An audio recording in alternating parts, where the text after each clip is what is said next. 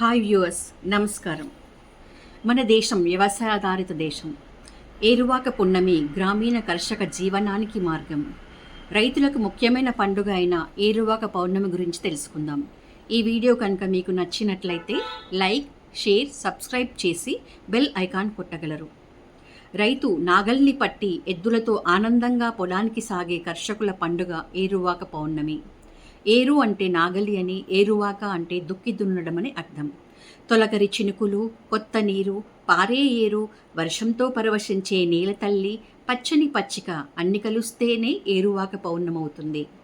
ద్వాపర యుగంలో వ్యవసాయానికి కావలసిన వర్షాన్ని ఇంద్రుడు కురిపిస్తాడని భావించేవారు. మహాభారతంలో ఇంద్రుణ్ణి పూజించే ఘట్టం గోవర్ధనగిరి కథాంశంలో మనకి స్పష్టంగా కనిపిస్తుంది. వ్యవసాయం పనులు ప్రారంభించడానికి జ్యేష్ఠ నక్షత్రం మంచిదని జ్యోతిష్య శాస్త్రం చెప్తుంది.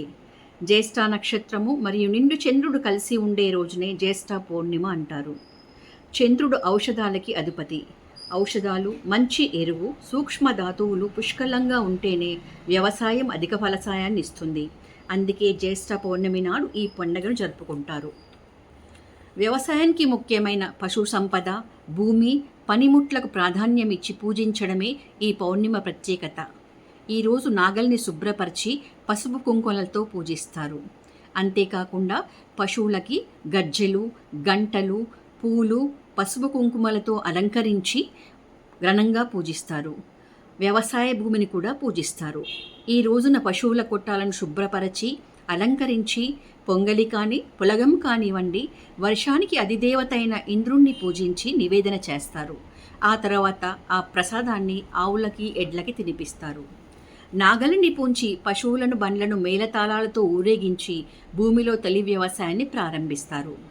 ఏరువాక పౌర్ణమికి ఎన్నో పేర్లు. ఋషి పౌర్ణిమ అని, హల పౌర్ణిమ అని, సీతాయజ్ఞమని, హలకర్మ అని పేర్లు. సీతాయజ్ఞం అనే పేరు పెట్టింది విష్ణు పురాణం.